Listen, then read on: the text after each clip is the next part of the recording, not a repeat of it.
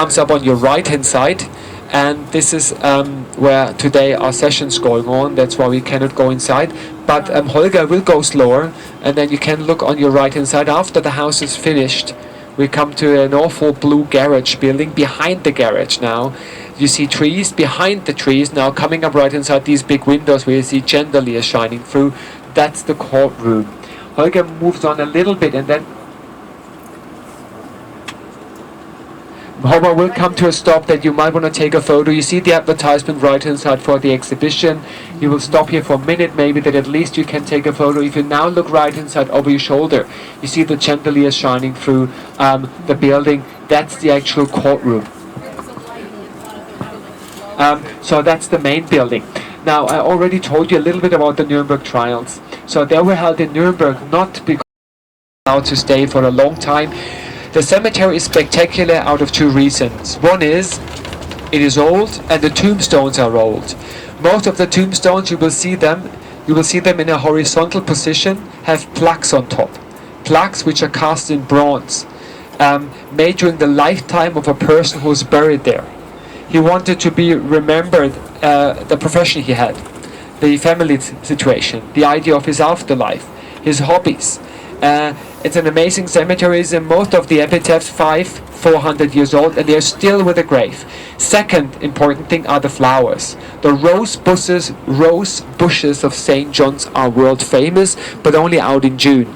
Now it's more geraniums in the fall, then we have heather, in spring we have pansies. Each time of year it is an amazing cemetery. Best time definitely is June. So you will see these two things. It's called St. John's. It's really lots of VIPs from German life are buried here. The painter Albrecht Dürer and so on. Nuremberg is not like Hollywood, you know, where you get street maps where the VIPs live, where they go to school, where they went to rehab. Here it's more that you only get star maps of dead people on cemetery. Try to see the epitaphs. Some of those epitaphs or plaques were as expensive as a little house. And believe me, 2 hours I can walk you through the cemetery. It doesn't get boring. Funny things, sad stories, interesting clothing regulation, and see it. Look at the flowers. By the way, that is very German to rent a grave. For 10 years you would pay 500 euros. If your family prolongs the contract, fine. If not, they take out the bones, bring it to a hidden place, they'll make soap out of it, and then someone else gets buried. But the old epitaph or plaque stays with the grave. Look at how big some of them are, and they are 400, 500, 600 years old. And look at the rose bushes. And remember now in June, you see every color you can imagine. So it's really a unique cemetery we have here in Nuremberg. The name again, St. John Cemetery. Look at the big epitaphs there. This is 400 years old.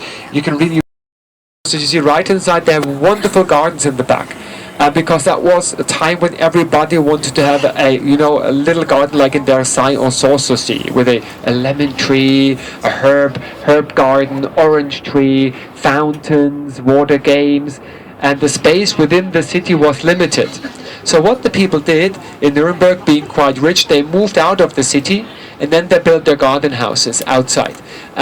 Some of the gardens, if you turn over your shoulder, you see they expand all the way down to the river, are open to the public now. And if the weather would